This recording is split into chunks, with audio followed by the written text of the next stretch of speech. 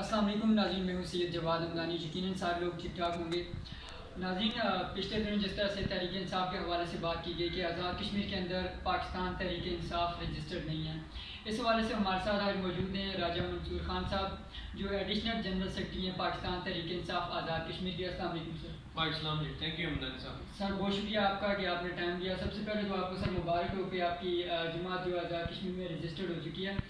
पूछना ये था कि ये आखिर क्या प्रोसेस था कि जो इतने जल्दी में पहले नहीं हुआ और आपकी जमात रजिस्टर्ड नहीं थी और बाकी जमात रजिस्टर्ड होगी? देखिए, इस हवाले से बहुत सारी मिसअंडरस्टैंडिंग्स हैं। मसला ये है कि लोग ये समझ रहे हैं कि शायद हमारी पार्टी पहले रजिस्टर्ड नहीं थी और अब रजिस्टर्ड हो गई है। जी।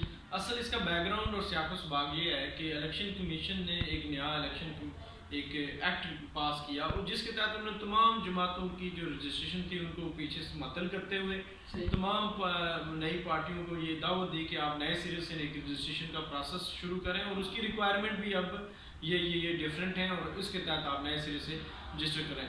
उसमें पीटीआई को भी ये लेटर आया, उनको कहा गया कि आप अपनी पार्टी को री रजिस्टर करने के लिए नए इलेक्शन कमीशन के एक्ट के तहत नए सिरे से रजिस्टर करें। तो सारी पार्टियों की तरह पीटीआई ने भी अपनी एप्लीकेशन उसी तरह दी और वो उसी तरह उसी प्रोसेस के तहत जिसमें सारी पार्टियां रजिस्टर हुई हैं उसमें हमारी भी रजिस्टर हुई है।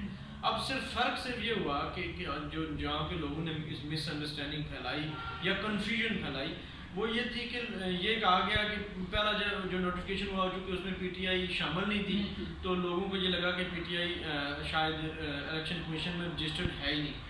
ऐसी बात नहीं थी, रजिस्ट्रेशन का प्रोसेस जारी था, हमारे कुछ डॉक्यूमेंट्स पेंडिंग थे जो कि हमने अगले ही दिन जाके जमा करा के वो रजिस्ट्रेशन हासिल कर ली। ये हमारी कोई सेपरेट रजिस्ट्रेशन नहीं हुई, लेकिन चूँकि हमने एक दिन बाद कराई तो उसमें हम लोगों को ये लगा कि ये पहले रजिस्टर नहीं थी तो ये कैसे हो गया। इसमें आप क्या समझते हैं कि ये इलेक्शन कमीशन की तरफ से इसको गलती कह लें या उनको जल्दी कह लें कि उनने की, या आपकी तरफ से कोई ऐसी देर की गई कि आपने अपने डॉक्यूमेंट्स वहाँ पे जमा नहीं करवा सके? नहीं, देखिए उनके पास जो इलेक्शन कमीशन ने जो टाइम पीरियड मांगा हुआ था वो अभी मौजूद था और है भी, यानी कि स्टिल प्रोसेस में हैं, पार्टीज रजिस्टर हो सकती हैं। तो हमारे पास ये चॉइस थी कि हम उसको एडमिट कराएं। सैफुल्लाह खान नियाज़ी ने जो लेटर इलेक्शन कमीशन को लिखा वो आज से 3 महीने पहले लिखा हुआ था। उसमें सारी रिक्वायरमेंट जितनी भी जो पॉलिटिकल पार्टी को रजिस्ट्रेशन के लिए चाहिए होती हैं, वो पार्टी का नाम, पार्टी का ऑफिस, पार्टी की ओवरऑल जो बाकी डिटेल्स हैं, जो रिक्वायरमेंट है वो सारी शामिल थी।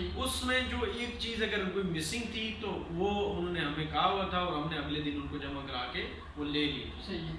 तो अब क्या समझते हैं कि जो आज़ाद कश्मीर में अगर तहरीक इंसाफ रजिस्टर्ड हो चुकी है तो उसके बाद आपकी इलेक्शन की क्या तैयारियां हैं और किस हद तक बेहतर परफॉर्म करेंगे आप आने वाले इलेक्शन में? देखिए, खास करके गिलगित बल्तिस्तान के इलेक्शन के बाद तो आज़ाद कश्मीर में एक बड़ी हवा है, लोग हमारी तरफ एक फ्लड की तरह आ रहे हैं और हमारा ये ख्याल है कि हम बहुत एक अच्छी पोजीशन में चले गए हैं। अब हम ये हमारे लिए ये तय करना मुश्किल हो गया है कि हम किसको लें और किसको ना लें।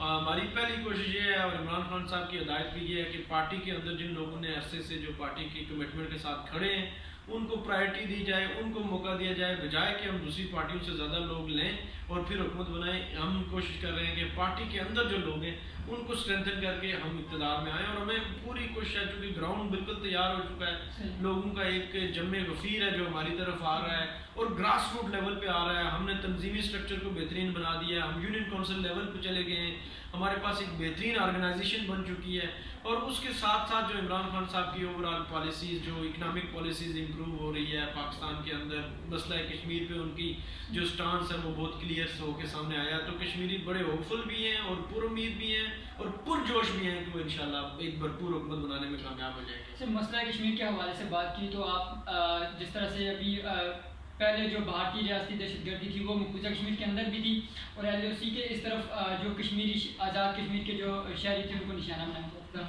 लेकिन अभी कल के दिन ही में उन्होंने जो इक़वान मुत्तहिदा की मुबस्सर गाड़ी एक थी वो वहाँ पर गए हुए थे तो उनको भी फायरिंग की। तो आप क्या समझते हैं, भारत इसको बौखलाया हुआ है? देखिए, भारत तो अरसे से बुखलाहट का शिकार है और लाइन ऑफ कंट्रोल पे उसकी जो जारियत है वो खुल के सामने आ रही है और वो जो इंटरनेशनल जो बॉर्डर हमारा जो LOC का जो चार्टर तय हुआ था उसकी भी लगातार खिलाफ वर्जी कर रहा है और लाइन ऑफ कंट्रोल पे रहने वाले जो हमारे खास करके आज़ाद कश्मीर के लोग हैं वो बुरी तरह मुतासर भी हैं।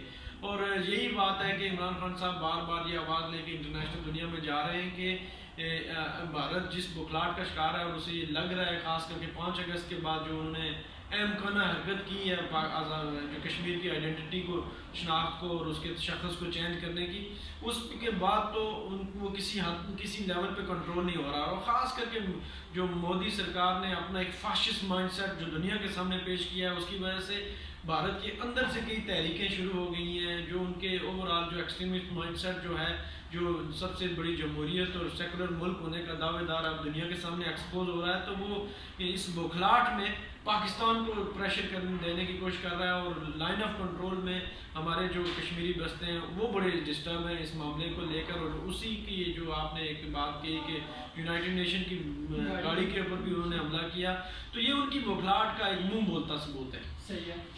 चूँकि आप नौजवान हैं और तहरीक इंसाफ को नौजवानों की जमात भी कहा जाता है, अक्सरियत नौजवान तहरीक इंसाफ की तरफ कहा जाता है कि रुझान है, तो आप जो नौजवान हैं देखने वालों को क्या मैसेज है? देखिए, नौजवान 68% आबादी है आज़ाद कश्मीर की, और ये किसी भी कंट्री की, किसी भी कौम की बहुत बड़ी स्ट्रेंथ होती है इतनी बड़ी तादाद में आबादी होना। यानी कि 2/3 अक्सरियत अगर नौजवानों की है तो इसका मतलब है कि वो पोटेंशियल मौजूद है ग्राउंड पे। लोगों ने अब बैठे होना है, ये जो बोसीदा और फरसूदा सियासी निज़ाम है इसको बदलने के लिए नौजवानों ने अहम किरदार अदा करना है। नौजवान जब खड़े होंगे तो ये जितना भी ट्रेडिशनल पॉलिटिक्स के और फरसूदा पॉलिटिक्स के चैंपियन हैं इनको हमने गिराना है, ताकि इम्पावर्ड हो नौजवान। जी बड़ी तादाद में जो अब दुनिया अब जिद्दत का शिकार हो रही है, दुनिया अब 21वीं सदी में चांद और मरीख में प्लाट बेचना शुरू हो गई है। हम आज भी हमारी माओ बहनों के सरों पे गड़े हैं, आज भी हमारी मरीजों को चारपाई पर उठा के ले जाया जाता है। तो नौजवानों ने ये तय करना है कि किस तरह नौजवान नस्ल में से बेहतर चेहरों को आगे करके इस कौम के लिए बेहतरी लानी है। सही है। मंसूर साहब बहुत शुक्रिया आपका। थैंक यू सर, बहुत शुक्रिया।